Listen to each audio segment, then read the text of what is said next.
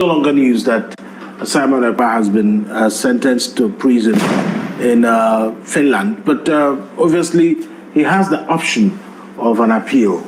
But of course, it all depends on the Finnish court system. But do you see him coming out of this, even if he goes on some kind of appeal? Well, if he goes on appeal, it's just to review what the High Court has done, the District Court has done. And the job of raise it. So it's a legal risk to go on appeal. Alright guys, welcome to my channel. Guys, so this is what's currently going on. Alright, we are meant to understand that the USB government will be going for an appeal, will be going to appeal court, alright, to appeal on behalf of Simon Ekpa. But then the review over here will make you understand that there are too many consequences to going to this appeal. That is, could also be a step that the appeal court, all right, will either increase the years that has been given to Simon Ekpa, or better still, reduce the years that has been given to him. So there is a legal risk here that needs to be also be considered as a government before ever embarking on this particular movement, all right? But then, without wasting much of your time, just in case it's the first time you're meeting us, please do as well to subscribe and then turn on the post notification bell for more updates about what it's currently going on about Simon Ekpa's sentencing, and also with regards to also Biafran governments and more. Because from every indication, he is guilty of what he's charged with. He is guilty of inciting people to violence in Nigeria while staying in Finland. He is guilty of amassing a lot of wealth from contributors who believe in the Biafran cause he was pursuing. And when you have such influx of money into a particular account in a country, there's a legal liability to explain the source and also to pay tax.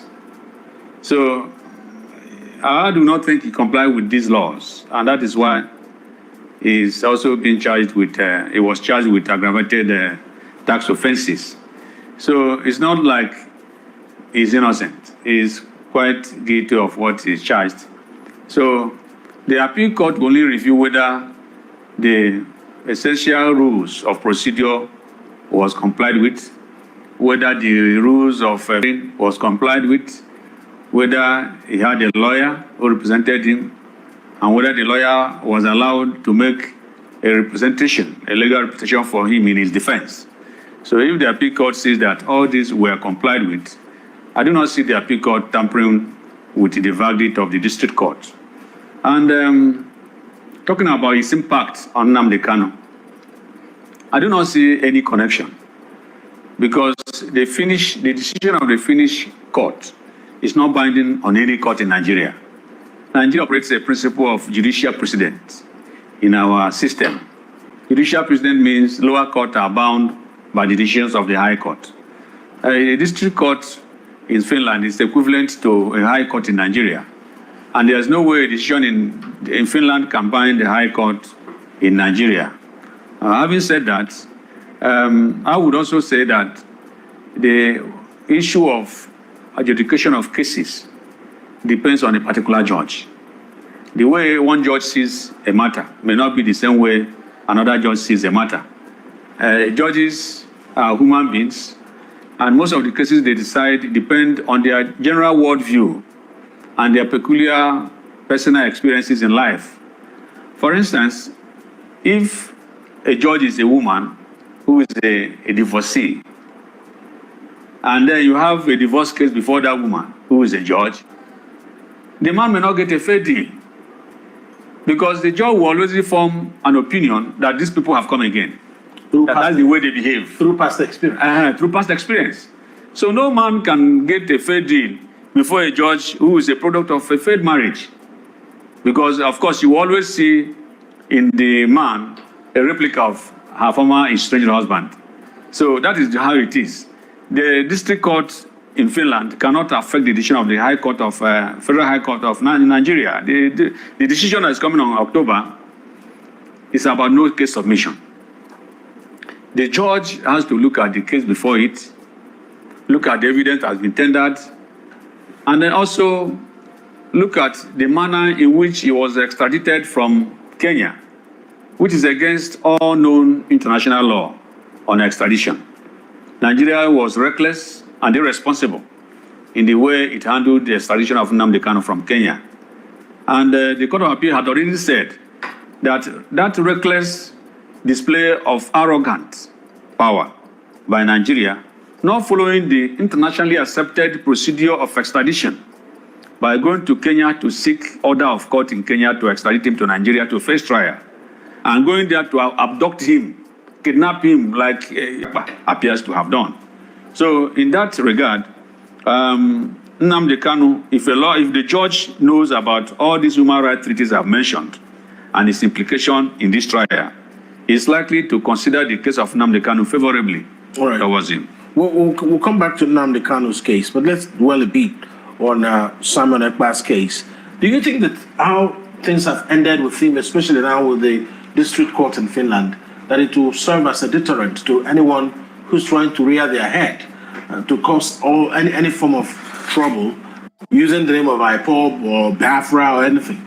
It is a certain warning signal to everybody all over the world that the long arm of the law will always catch up with you. As long as you do not comply with the rule of engagement, anywhere you are. When you are fighting for liberation, when you are fighting for freedom, there are permissible things you can do, and there are things that are not permissible under international law, and especially under the national law where you are living. So when you fight for freedom, you must be conscious of the position of the law where you live. Most nations of the world now will not take it kindly to anybody inciting violence or inciting terrorism. Terrorism is an international crime, and nobody can sit anywhere in the world and incite people to violence against a sovereign state, anywhere in the world. So people who stay outside Africa and feel that they are in safe haven and that the long arm of the law cannot reach them, they should remember that even in their country of domicile, the long arm of the law is there. Because when you sit there and incite violence in another country like Nigeria, if it were a country where Nigeria has a bilateral relations on extradition, it would have been taken in long ago. But because there was no such bilateral relations with Finland, and it takes a lot of diplomatic sojourning for you to come into such a bilateral relationship. That is why, instead of sending him to Nigeria, where there's no enabling law to do that, Finland decided to investigate him and take him up on the areas of his domestic laws that he has violated. And that has ended him 6 years sentence. So it's a warning to everybody, freedom fighters, anybody who seeks self-determination, that there are legally permissible limits you must not transcend. But how do you think that Simon Ekpa got it wrong? Well, he got it wrong by adopting violent resistance. Non-violent resistance is a permissible rule of engagement in all movement, freedom movement. It was practiced in India by Mahatma Gandhi, who mobilized his people against the British authority in India because they wanted independence, they wanted self-determination, they want to rule themselves as Indians. He mobilized their people to adopt various forms of civil resistance, which included strikes, sit-in, boycott, but not violent resistance. So even when the British authority attacked them violently, they refused to pick up arms against the authority. And in the end, they succeeded because he said that no matter how long the night, it must break into day. And the model set by Mahatma Gandhi in India, non-violent resistance, was also adopted by Martin Luther King in the United States in the 50s and 60s, when he mobilized the black Americans to resist the segregation that was part of the American system in those days. The black Americans were not allowed to vote. They were not allowed to share public facilities with white people. So they had a different school for the blacks, different school for the white, different school for the mixed colored. And you cannot go to any restaurant to eat you must go to that of the black. If you enter any public bus, you have to go to the back. You don't sit in the front or middle. This set of segregation that was a form of racial discrimination against the black Americans. Rather than pick up arms or encourage people to pick up arms, Martin Luther King enjoined the black Americans to adopt nonviolent resistance. And he educated his followers on the principles of nonviolent resistance, one of which is that you must be prepared to endure hardship, endure tribulation, without losing focus on the goal that you are set to achieve, which is the goal of freedom. So where he got it wrong was that IPOB was founded on the principle of nonviolent resistance, of the marginalization, unfair Nigerian system against the Igbo race. That is the IPOB, the same principle on which MASOP was founded. Now, when Nnamdi Kanu was taken in, he lost hope or confidence in the nonviolent movement, and now decided that it was only by violent resistance that he could achieve his goal. And this violent resistance was based on deceit and fraud. Because he was telling his followers that there was warship somewhere that was preparing to attack Nigeria. There was a fighter jet somewhere that would attack Nigeria and liberate the Biafran people. All these were lies. And then the young men in southern Nigeria put faith in these promises and representations and went haywire. When they said sit at home is one of the ways of demonstrating nonviolent resistance. Mahatma Gandhi called it, a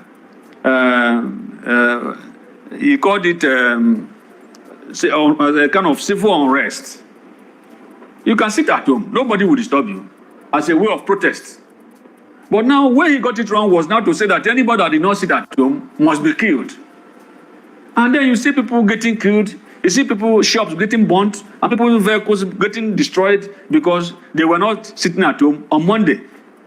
That was where he got it wrong. So deflecting from the non-violent movement of IPOB and forming his own Biafran Liberation Army to engage Nigerian state with a kinetic energy, it is where he got it wrong.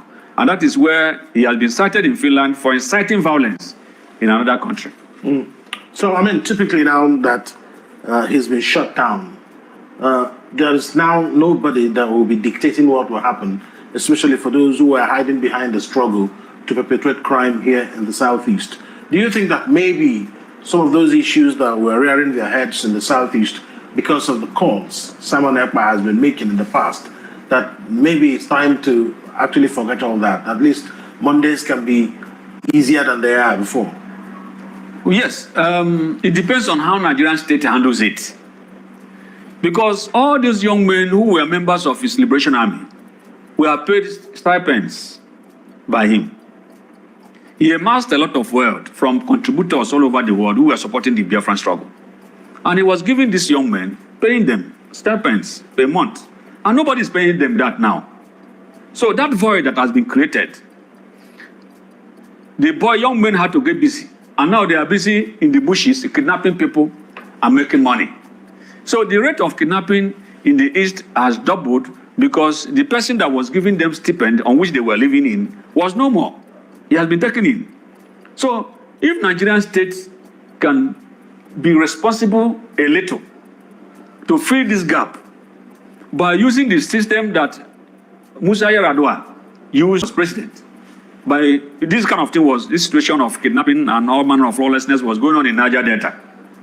And rather than engaging them with kinetic energy, he resorted for dialogue, met with them, and came up with this idea of giving them amnesty. And you see that amnesty program worked very well in Niger Delta. We don't have all that kind of unrest anymore in Niger Delta. If the federal government can be wise enough to engage this youth on a dialogue, bring them together, and see whether they can lay down their arms for an amnesty now that their leader has been taken away. Then it will help to check the escalating insecurity in the Southeast. Because anything other than that, these men are still in the bushes, they are still wreaking havoc on the civil populace, and there's nobody stopping them. Engaging them with the police and the army does not solve any problem. What will solve any problem is for the federal government to extend an olive leaf to them, to encourage them to come out and kind of pacify them with a form of amnesty. After all, the Biafran agitation is about unfair treatment the Igbo race is undergoing in Nigeria. Systematic marginalization over the years. And these things can be seen easily. What stops the federal government from calling these agitators and knowing exactly what are these areas of marginalization that they want to be corrected, and taking policy decisions to solve all these issues, and then trying to resettle these young men, taking their arms and resettling them in the way that they will become productive for the society. Many of them are graduates. Since they graduated, they don't have any work to do. There's a systematic discrimination against the Igbo youth in federal employment, and state employment is not sufficient to go around. So the best way is to engage these people to fill the void that the absence of someone has created, so that we can now mop up these youths and see whether we can get them usefully engaged and radicalize them and put them to better use.